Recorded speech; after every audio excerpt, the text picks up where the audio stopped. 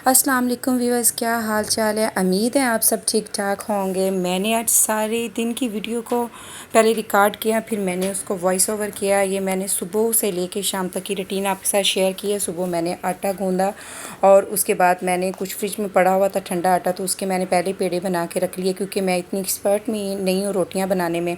तो मैंने फिर इसलिए जो ठंडा आटा होता है उसको पहले जल्दी से बना लेती हूँ। तो ये वाला मैंने जो सोलर वाला चूल्हा था, मैंने उसके ऊपर रोटियां बनाई। रोटियां बनाने के बाद मेरी आज काफ़ी ज़्यादा काम करने वाले थे, तो मैंने ना किचन वाला काम कोशिश था कि जल्दी इनको ख़त्म कर लूँ। साथ में मैंने शक्कर बनाई। मेरे बच्चों को सुबह नाश्ते में मीठी चीज़ बहुत पसंद है, तो इसलिए कभी मैं उनके लिए मीठा अंडा बना लेती हूँ और कभी फिर मैं इस तरह देसी घी में शक्कर डाल लेती हूँ। तो फिर उसके बाद मैंने चाय बनाई। चाय बनाने के लिए मैंने ऊपर रख दी थी। मौसम आज काफ़ी अच्छा था और जुम्मतुल मुबारक का दिन भी था, तो मेरी कोशिश थी कि जल्दी से मैं किचन से निकलूँ। आज मैंने कपड़े भी धोने थे, तो मैंने यही था कि किचन के काम से जल्दी फ्री होकर कपड़ों को धो लूँ और फिर जुमे की तैयारी करूँ। जुमे वाले दिन मेरी कोशिश होती है कि मैं दुरूद पाक आम दिनों से थोड़ा ज़्यादा पढूँ। तो मैंने फिर चाय बनाई। बच्चों को छुट्टियां हैं, तो छुट्टियों की वजह से बच्चों को चाय बहुत ज़्यादा चाय का क्रेज़ होता है। अब खाना उन्हें इतना पसंद नहीं जितना उनकी होती है कि मम्मा इसके बाद चाय हमें मिल जाए। तो मैंने अब छुट्टियों की वजह से देर ही थी, मैंने कहा जब स्कूल जाने लग जाएंगे तो फिर इनकी ये चाय वाला काम जो है ना वो इनका ख़त्म करूँगी मैं। तो छुट्टियों में तो अब वो पास होते हैं ना, जब पीना होती है चाय तो फिर पास उनको भी बच्चों को भी देनी पड़ती है। तो इसलिए बच्चों के लिए भी फिर मैंने ये कप, एक कप अपने लिए और 3 कप मैंने अपने बच्चों के लिए चाय बनाई। और साथ में मैंने ये चाय मेरी बन चुकी थी, बर्तन मैंने सारे इकट्ठे करके रख दिए। मैंने कहा चाय पीने के बाद इनको देखूंगी। साथ में मैंने मशीन लगा ली थी, कपड़े मैंने काफ़ी ज़्यादा निकाली थी। मैंने कहा किचन के जो काम है उनके साथ साथ मैं ये भी करती जाऊंगी। और मैंने बारिश भी होने लग गई थी, तो मैंने जल्दी जल्दी से कपड़े बाहर निकाले हुए थे धो के, जिनको मैंने ड्राई करके डाला हुआ था उनको उतारा। और उतारने के बाद सब कपड़ों को जो प्रेस करने वाले थे उनको मैंने साइड पे रखा, और बाकी जो जिनको तय लगाना था उन कपड़ों को मैंने तय लगा के रखी। मेरी कोशिश होती है कि जिस दिन मैं कपड़ों को धोना, तो उसी दिन ही कोशिश होती है मेरी कि मैं सब कपड़ों को धोने के बाद उनको तय लगा के उनकी जगह पे रख दूँ। क्योंकि इस तरह जब भी मैं पास से कपड़े जो धुले हुए पड़े होते हैं ना उनको तय लगा के ना रखूँ, तो जब पास से गुजरूँ तो सारा दिन टेंशन में रहता है कि मेरा भी ये काम करने वाला रहता है। तो मेरी फिर यही होती है कोशिश कि कपड़े धोने के फ़ौरन बाद उनको तय लगा के बच्चों के कपड़े उनकी कबर्ड में रख दूँ और मैं अपने कपड़े अपनी कबर्ड में रख दूँ। और जो इनके बाबा के कपड़े होते हैं, वो कुछ कपड़े जो होते हैं घर प्रेस करने वाले वो मैं खुद कर लेती हूँ, और जो करवाते हैं वो धोबी से उनको मैं एक कपड़े में बांध के रख देती हूँ। तो वो मेरा जो बेटा है वो नीचे ले जाता है और उनको प्रेस करवा के ले आता है।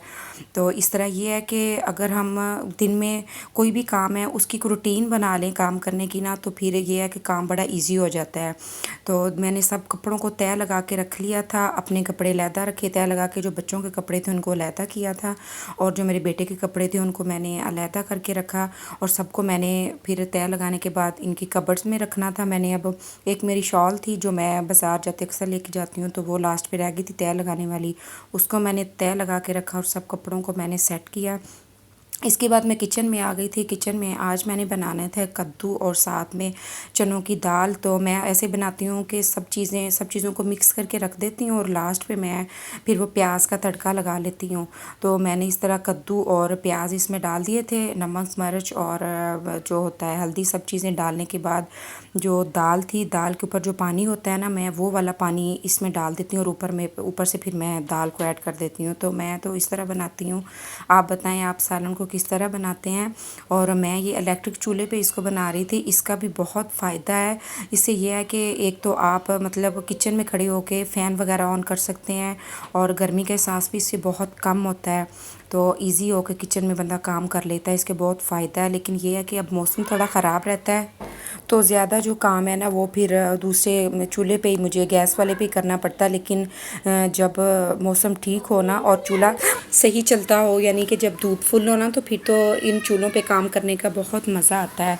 लेकिन जब धूप ना हो और बादल हो ना, तो फिर ये इतना फास्ट काम नहीं करते हैं, तो फिर दूसरे वाले चूल्हे पे सही रह जाता है। लेकिन धूप में बहुत मज़ा देता है ये चूल्हे, बहुत जल्दी इनसे खाना भी बन जाता है इन पे। तो फिर मैं मोस्टली इस चूल्हे को ही ज़्यादा यूज़ करती हूँ। तो अब मैंने मिर्चें काट रही थी, कटिंग बोर्ड के ऊपर मिर्चें काफ़ी ज़्यादा थी। इस कटिंग बोर्ड का तो मुझे बहुत फ़ायदा हो गया जबकि मैंने लिया है, वरना मेरे तो हाथों के ऊपर ना वो निशान ही नहीं जाते थे सब्ज़ी काटने की वजह से जो होते थे ना, क्योंकि हमारे सालन काफ़ी ज़्यादा बनना होता है। एक तो मेड भी हैं, उनके लिए भी खाना बनाना पड़ता है, तो फिर इसकी वजह से जो है ना सालन ज़्यादा मकदार में बनाना पड़ता है। तो फिर इसकी वजह से मुझे फ़ायदा हुआ है, तो मैं इस पे सब्ज़ी बड़ी आसानी से काट लेती हूँ। काम तो ऐसे होते हैं कि सारा दिन करते रहना तो ख़त्म ही नहीं होते हैं। खुद ही जान छुड़ा के कहते हैं चलो कोई नहीं, इसको कल पे पेंडिंग रख लेते हैं, तो फिर ही सुकून होता है, वरना तो काम ख़त्म ही नहीं होते। सारा दिन लगे रहे ना तो फिर भी ख़त्म नहीं होते हैं। और जुमे का दिन था, जुमे वाले दिन मेरी कोशिश होती है कि ज़रा जल्दी सारे काम ख़त्म हो जाएं तो दुरूद पाक को ज़रा टाइम दिया जाए, लेकिन ये काम तो ऐसे मनहूस होते हैं ना, तो बस क्या ही कहें, ख़त्म ही होने का नाम ही नहीं लेते हैं। एक काम छोड़े ना, ख़त्म करते हैं तो दूसरा काम हमें देख रहा होता है कि जल्दी आ जाओ, अब मुझे भी ज़रा सेट कर लो। तो सालन मैंने बनाना था और इसके बाद मेरा यही था कि मैं शावर लेने के बाद दुरूद पाक पढूँ और नमाज़ पढूँ।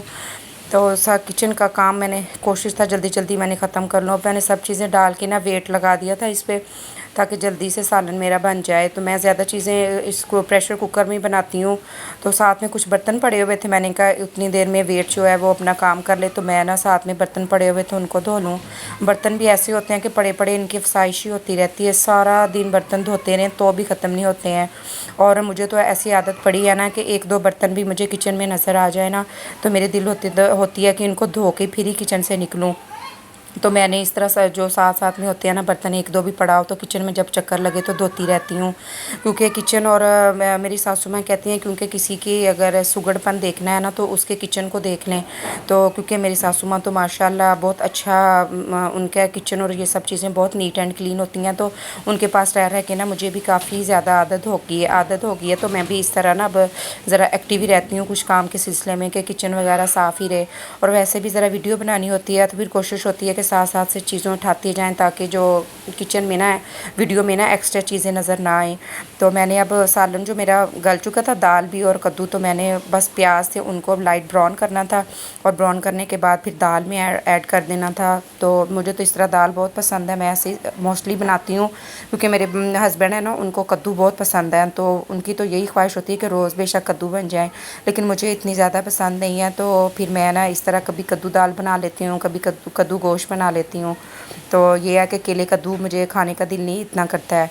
अब मेरे प्याज जो थे वो ना लाइट ब्राउन होने वाले थे, तो मैंने ना साथ में सोचा कि ना वो जो किचन की और चीज़ें वगैरह थी सेट करने वाली उनको साथ में सेट करती रही। और मज़े की बात बताऊँ, ये वीडियो ना आज मैंने जो ट्राईपॉड लिया था ना उस पे मैंने बनाई है, तो शुक्र है ये कि मुझे ना दोनों हाथों से फ़ोन को, एक हाथ से फ़ोन पकड़ना नहीं पड़ रहा था।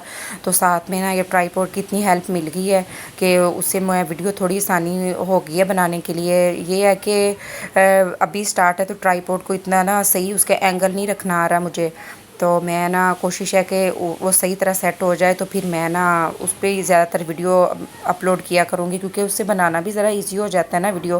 तो सालन मेरा बन चुका था, इसके बाद मैंने अब कपड़े निकाले शावर के लिए, और बाहर का मौसम भी इतना प्यारा मौसम था, बारिश हो रही थी।